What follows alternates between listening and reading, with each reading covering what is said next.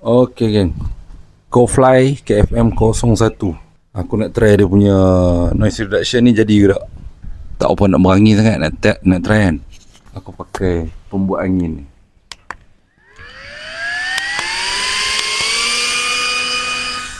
Dan ni apa dengar suara aku jelas sebab ni aku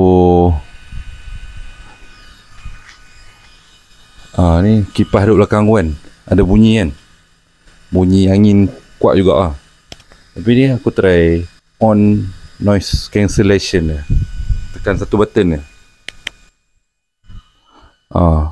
Macam mana dia punya quality audio? Adakah dia betul-betul potong kita punya noise yang tidak diperlukan? Kipas masih on ni. Kipas masih on. Apa anda pendapat?